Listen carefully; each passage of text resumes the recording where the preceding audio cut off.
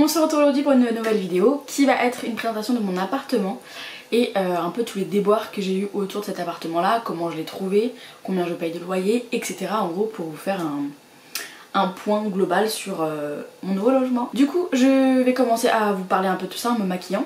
Alors c'est un appartement du coup que j'ai trouvé sur le Bon Coin qui était affiché comme un studio, et déjà de base les photos qui étaient sur l'annonce ne sont pas du tout celles qui décrivaient l'appartement tout simplement. Je sais pas pour quelle raison, je m'en suis rendu compte une fois de toute façon que j'avais accepté l'appartement. C'est un des moins chers que j'ai pu trouver et ça faisait près de 5-6 mois que je cherchais quasi tous les jours sur le Bon Coin des logements, sur Se Loger, etc. machin. Aussi sur des groupes Facebook de ma ville, j'essayais de voir pour des annonces, enfin tout ce qui pouvait se présenter. Il n'y avait jamais rien dans mes prix, étant donné qu'en plus ça faisait depuis mars, avril, mai, juin, donc là ça fait 3 mois que je suis au chômage. Du coup déjà trouver un propriétaire qui accepte notre dossier quand on ne travaille pas, du coup qu'on n'a plus de bulletin de salaire, qu'on n'a pas de contrat, etc. c'est hyper compliqué. Mais je voulais surtout pas lâcher prise en fait, je me suis dit c'est pas grave, je vais y aller au culot, je vais demander à chaque propriétaire est-ce que vous acceptez mon dossier sans être salarié. Et finalement j'ai un propriétaire qui a fini par me dire vous avez qu'à venir sur place et on va en discuter. Donc après des mois et des mois de recherche, j'ai fini donc par me déplacer pour voir ce monsieur là, chez qui je vis actuellement, à qui je loue cet appartement. Donc comme je vous dis, les photos c'était pas les mêmes. Genre sur le Bon Coin c'était vraiment un appartement carré, dans le salon, la cuisine, vraiment tout. Et la salle de bain, la porte était visible du salon. Donc là pour vous dire j'ai un studio qui fait 19 mètres carrés. Donc ça me change grave de mon appartement que vous voyez sur mes anciennes vidéos. Pas celui où j'étais sur les dernières vidéos, vraiment celui où je vivais toute seule. Où limite j'étais à perte de vie toute seule dans cet appartement là tellement il était grand. Et bah là, il n'y a pas de perte de vue ici, hein. Clairement il est vraiment tout petit. Du coup je viens le visiter.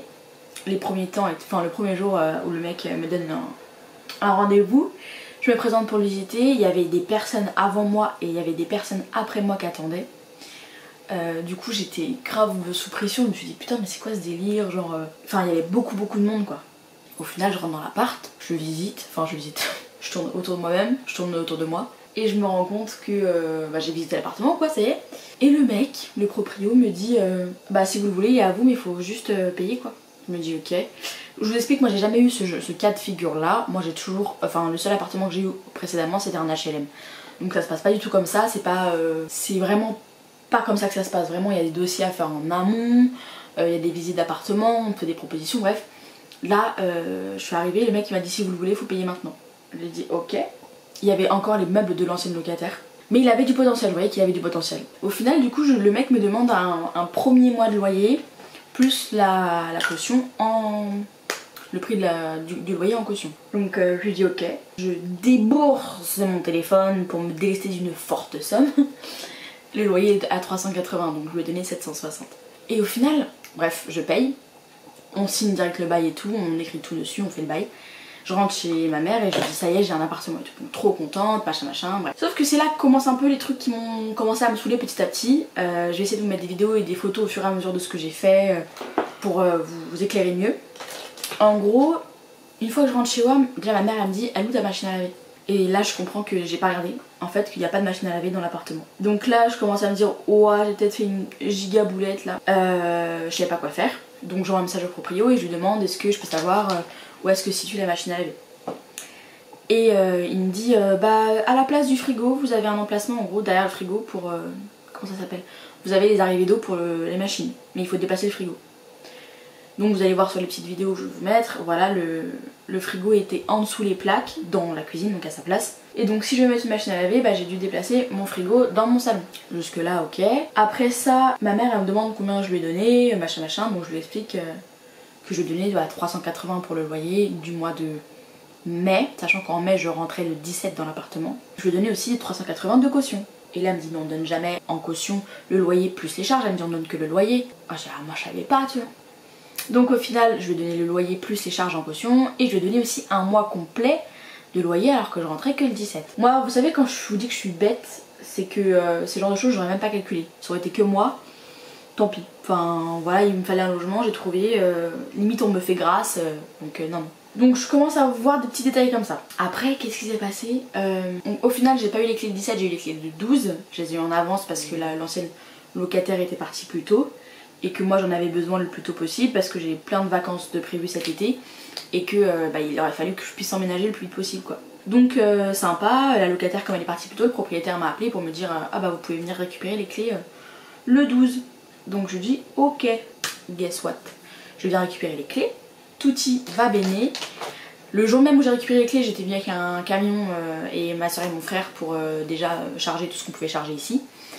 Et il me dit bah par contre je vous préviens, il n'y a pas de double de clés. Genre l'ancienne locataire elle me les a pas rendues.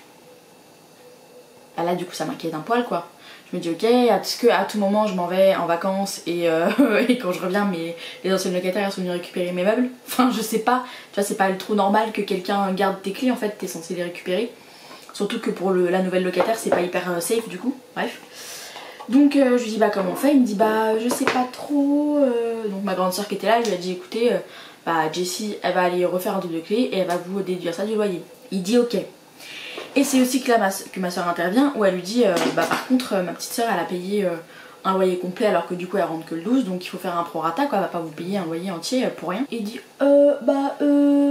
oui bah genre il bégaye. Ma soeur elle dit non en fait elle dit vous allez faire un produit en croix tout de suite, vraiment comme ça elle lui a dit. Vous allez faire un produit en croix tout de suite et puis elle va vous payer le prorata des 12 jours où elle a pas été là quoi. Donc ce qui a fait que le loyer du mois de juin, donc là de ce mois-ci, et bah du coup je lui ai payé 180 € de loyer parce que entre la déduction de ce que je devais de ce que je lui devais pas du coup, plus les clés qui m'ont coûté quand même 34 € pour refaire son double de clés là, et bah du coup au final j'ai eu un loyer assez sympathique au mois de juin, ce qui n'est pas pour me déplaire. Bon donc ça, il y a aussi le truc qui est hyper chiant en tout cas, enfin je sais pas si tous les proprios vous êtes comme ça ou pas mais en tout cas c'est hyper chiant pour des locataires comme moi en tout cas, c'est qu'il est ultra exigeant sur le jour où il veut être payé. C'est-à-dire il m'a dit c'est le premier de chaque mois où je veux l'argent sur mon compte, pas le 2, pas le 3. Ah, moi je lui ai dit ok, parce que bah de toute façon j'avais besoin d'un appartement donc j'allais pas dire je sais pas quoi. J'ai dit ok pas de soucis, vous inquiétez pas, sauf que bah je trouve ça dur. C'est peut-être juste une question de gestion, mais je trouve ça compliqué en fait le 28 du mois d'avoir toujours 380 € sur son compte. C'est-à-dire que moi j'aime bien en début de mois, genre le 10 tout est parti et après je sais que ce qui me reste, soit ça va à l'épargne, soit ça va m'aider à passer un bon mois, tu vois, genre à vivre. Mais je trouve ça compliqué en fait de devoir attendre jusqu'à la fin du mois pour me payer. Et du coup il m'a dit de toute façon je vous préviens si vous y arrivez pas, si vous avez pas une bonne gestion de votre budget, je sais pas quoi, je serai hyper intransigeant là-dessus, donc bref machin, ok. Sauf que, ok, y a pas de souci, t'es intransigeant sur ton loyer, sur la date de paiement et tout, y a pas de problème. Maintenant, moi aussi je vais être hyper intransigeante sur l'appartement que tu me donnes. C'est-à-dire que je vais vous mettre aussi des photos, des vidéos et tout, mais il a gardé la caution de l'ancienne locataire, ou du moins une partie, parce qu'elle a rebouché aucun trou dans l'appartement. Aucun. En plus de ça, la peinture n'est pas refaite, enfin il y a genre rien qui est propre. Les murs étaient dégueulasses, enfin bref ça c'est encore un sujet. Et là il y avait un espèce de gros sticker qui disait rêve de ta vie ou je sais pas quoi.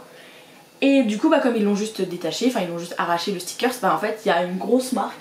La vie est un rêve, bref des conneries comme ça.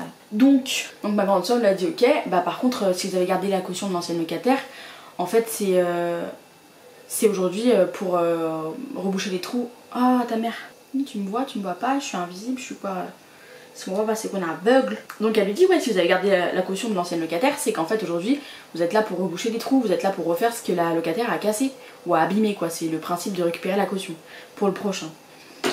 Et il dit très clairement hein, ah oui mais non ouais mais non je vais pas refaire les trous, je vais pas reboucher genre.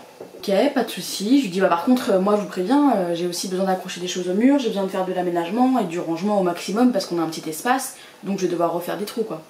Il me dit ouais bah attends que vous rebouchez tout en partant. Ouais mais d'accord mais dans ce cas là moi je vais reboucher mes trous en fait, je vais pas m'amuser à reboucher tous les trous aussi que l'autre elle a fait, dont il a gardé la caution, qu'il a empoché. Parce qu'au final je trouvais ça, je sais pas si c'est un peu de la naïveté ou si c'est vraiment fait exprès qu'il a encaissé le loyer de l'autre, il a encaissé un loyer complet sur mon dos, il a gardé sa caution à elle, en fait il s'est fait un bon mois le coup là concrètement. Après tout ça du coup, donc j'emménage et je commence à faire un peu le ménage avec ma maman. Et là on se rend compte qu'en fait c'est un truc de ouf la saleté mais je vous dis même pas. C'est-à-dire que pour un 19 mètres carrés, comme dit ma mère un carré de chocolat vraiment, on a pris un week-end complet à nettoyer, mais un week-end complet. Entre les carreaux, et on n'a pas fait les volets, on a oublié. entre les carreaux, enfin le carreau parce qu'il n'y a qu'une fenêtre, le sol qui étonnamment était écœurant. Alors que c'est du carrelage, genre il n'y a pas plus facile à nettoyer. Et ma mère a nettoyé ça avec le Karcher vapeur et franchement il lui a fallu 4 serpillères différentes pour que la serpillière arrête d'être noire à la fin. C'était n'importe quoi. On a déplacé du coup le frigo qui était encastré là en dessous les plaques. Il y avait un verre sur le frigo. Un verre genre... Je lui ai dit en fait dans ce cas là si vous avez gardé la caution vous auriez dû prendre une équipe de ménage, enfin un prestataire aurait dû venir, je sais pas, il y aurait dû quelque chose, enfin ensuite de ça qu'est-ce qui s'est passé? Il me dit normal, ah bah oui au fait le boîtier, le détecteur de fumée, il est parti, enfin on l'a enlevé depuis quelques années, l'ancienne locataire l'avait enlevé tout, voilà c'est pas très grave, et les joints de la salle de bain étaient noirs, et la chasse d'eau fuyait. Donc vous voyez plein de choses comme ça, plein de problèmes ensuite là. Et donc du coup moi je lui dis bah ok, bah dans ce cas là c'est pas compliqué, on va fixer une date et une heure et vous allez venir remettre le boîtier et vous allez aussi changer les joints de la salle de bain. Donc c'est ce qu'on a fait, donc on a fixé le rendez-vous je sais pas au moins 3 semaines après parce que moi je partais en vacances, lui aussi était en vacances. Donc on a fixé une date, il est venu, il a arraché les joints de la salle de bain parce qu'à la base il voulait les camoufler. Hein. Il m'a dit ah oui je pense qu'en repassant juste un coup sur les joints par-dessus ça devrait le faire, vous savez des fois faut pas trop défaire ce qui a été fait. Pour pas abîmer plus ou quoi. J'ai dit non mais en fait on va pas cacher la saleté. Je dis là ils sont noirs, ils sont moisis. Les seuls risques qu'on prend c'est des infiltrations tout simplement. Du coup il m'a écouté, il a tout arraché, il a tout refait. J'ai mon évier de la cuisine qui fuit également mon robinet. Je lui ai demandé de faire quelque chose et il m'a dit non. Là clairement. Clairement il m'a dit non parce que je pense que ça sert à rien de... si on enlève on sait pas ce qu'on va remettre. Un truc comme ça genre. Il m'a dit des fois il faut savoir accepter aussi quelques fuites. En reparlant, je suis choquée de n'importe quoi. Il m'a dit c'est quand même pas tout récent, donc c'est normal que voilà que ça se passe comme ça et tout. Enfin en fait non c'est pas du tout normal. Et je lui ai dit mais vous savez que c'est moi qui va payer la facture d'eau en l'occurrence. Il m'a dit oui, enfin bon c'est pas du goutte à goutte qui va faire que vous allez payer plus cher. J'ai fait le test chez moi, le goutte à goutte ça ne change rien sur les factures, blablabla.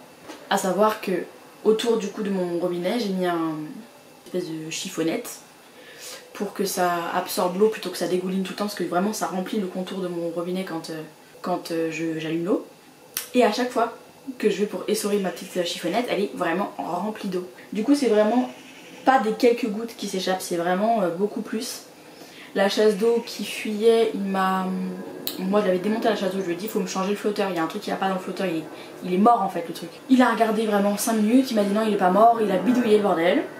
Il m'a dit ok c'est bon ça marche. Donc j'ai pas insisté plus.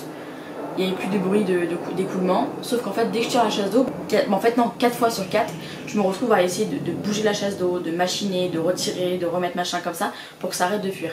Et là tout à l'heure, j'y arrivais pas, ça voulait pas arrêter de couler. Donc qu'est-ce que j'ai fait? J'ai coupé l'eau. Donc en fait je vais devoir trouver des petites astuces comme ça parce que j'ai pas envie de payer des factures exorbitantes sous prétexte que mon propriétaire en fait ne peut pas faire le nécessaire pour son appartement. Donc voilà où nous en sommes. Oh ta gueule.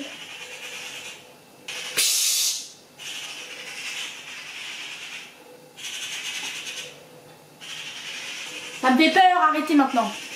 J'ai pas totalement terminé l'aménagement parce qu'il y a encore des choses à mettre au mur. Il y a encore une machine à laver à acheter notamment. La télé à accrocher au mur aussi. Il y a pas mal de choses à accrocher toujours au mur en fait pour l'instant, donc c'est pas du tout terminé, c'est loin d'être terminé même. Le lit, j'ai acheté un canapé lit parce que évidemment je peux pas dormir dans un lit, j'ai pas la place de mettre un lit et un canapé, donc j'aurais choisi de toute façon de mettre l'un ou l'autre, donc j'ai choisi de mettre un canapé qui fait vraiment lit, genre qui se déplie complètement. Je crois que c'est le modèle Roma ou Barcelona de Maison du Monde. Je l'ai eu en seconde main parce que je voulais pas mettre 1500 € dans un canapé, donc comme c'est son prix, je l'ai trouvé sur le Bon Coin en seconde main quasi neuf. Et en fait le matelas à l'intérieur était quand même pas propre. Du coup on l'a sorti, on l'a lavé au lave-matic, on l'a vraiment désinfecté, on l'a assaini au maximum et tout. On l'a remis dedans. J'ai aussi rangé ma grosse couette dedans parce que je voulais justement voir si l'épaisseur d'un lit vraiment fait passait. Ça passait. Et hier, quand j'ai voulu, non avant-hier, quand j'ai voulu dormir dedans, donc vraiment le déplier parce que là genre dans le canapé comme ça. Quand je voulais le déplier et tout, et ben en fait je me suis rendu compte que le matelas ne devait pas être complètement sec quand on l'a rangé. Du coup il a été essoré par le fait d'être plié en 3. Il a déteint, ouais il a mouillé aussi la couette et la couette a piqué par endroits. et elle a aussi des grosses taches bleues. Donc je sais pas trop à quoi c'est dû pour l'instant. Donc on va la relaver, on va voir si elle peut, si le piqué peut partir ou pas. Franchement j'en ai aucune idée, ça me gave. Aussi je suis dégoûtée parce que moi du coup j'ai un studio comme vous l'avez compris. Et en fait à l'arrière de mon bâtiment il y a un parking privé. Mais tous les studios de l'immeuble n'ont pas de place à titre. Du coup bah, je me gare dans les rues adjacentes. Donc je suis un peu deg parce que ça par contre pour le coup ma voiture c'est quelque chose d'assez précieux pour moi.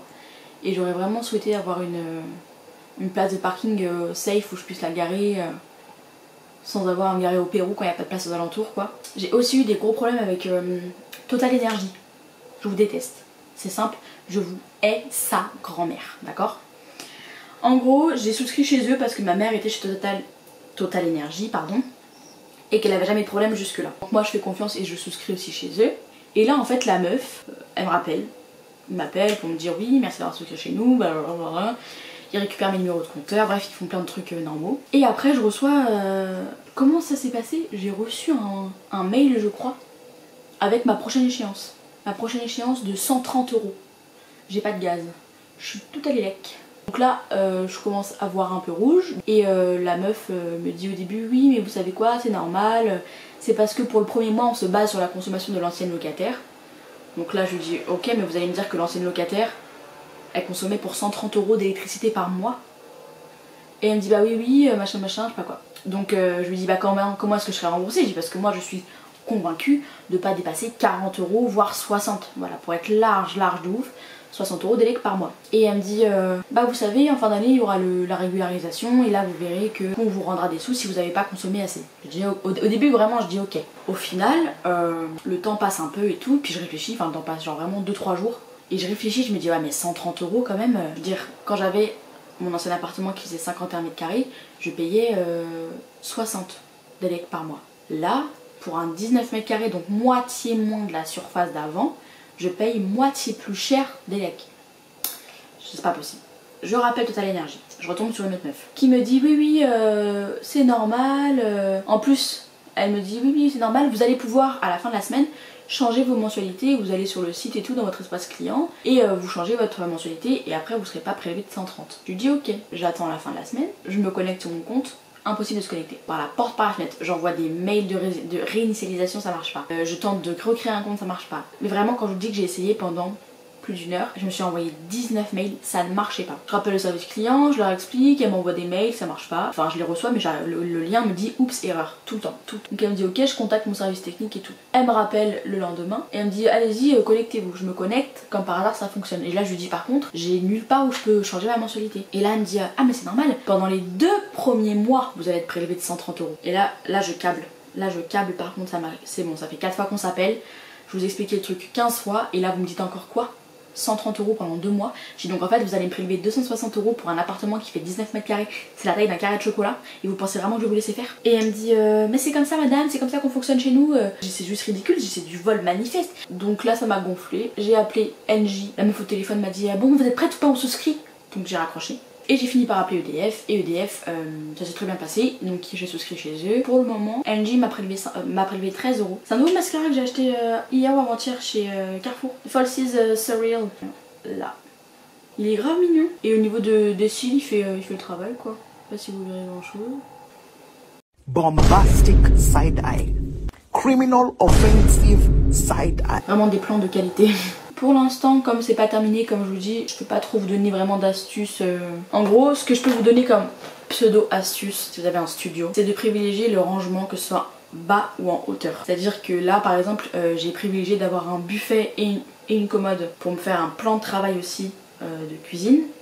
Puisque j'ai pas vraiment d'espace, enfin j'ai aucun espace dans ma cuisine d'ailleurs. Donc je me suis dit que j'allais tout mettre au mur, genre la télé et tout, pour pouvoir, si besoin, mettre des ustensiles, mettre mon cookéo, mettre ma planche si j'ai besoin de découper des choses et tout. Au niveau de la table basse, c'est une table basse qui, le plateau se lève. Donc là elle est levée par exemple pour que je puisse manger dessus.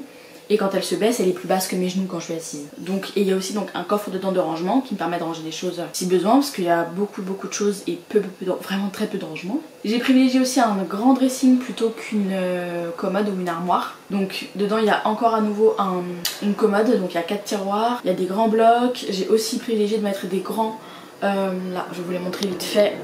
Là, des grands coffres ici transparents pour ranger un peu la merde dedans. Bah là, tous mes vêtements. Vous voyez, vous avez la commode. Donc voilà, l'important c'est d'avoir plus de rangement possible. Après, ranger en hauteur, donc pour l'instant c'est pas ce que j'ai fait encore parce que j'ai pas tout acheté d'un coup, donc j'achèterai au fur et à mesure pour mettre des rangements plus hauts, etc. Mettre des petits, je sais pas, des petits blocs. Là, des étagères derrière moi pour ranger des bouquins et tout, enfin pour une espèce de bibliothèque. Pour faire le maximum. Et je crois que c'est bon pour le make-up. Je suis hyper naturelle, mais bon, j'avais pas envie de faire un truc trop chargé de toute façon. Ce qui fait 45 degrés. Pour mon logement, je pense que j'ai à peu près fait le tour. De toute façon, il est vraiment pas très grand. Je crois que j'ai pas eu d'autres mésaventures. Si vous avez des questions, n'hésitez pas à les mettre dans les commentaires. Je prendrai le temps d'y répondre. Si vous voulez d'autres vidéos sur mon appartement, sur le studio, sur les meubles, sur peu importe, n'importe quel type de vidéo, n'hésitez pas à me le dire aussi dans les commentaires. Je prendrai le temps de les faire. Et j'espère que cette vidéo vous aura plu. Et je parle excessivement vite. Et je vous dis à la prochaine. Bye!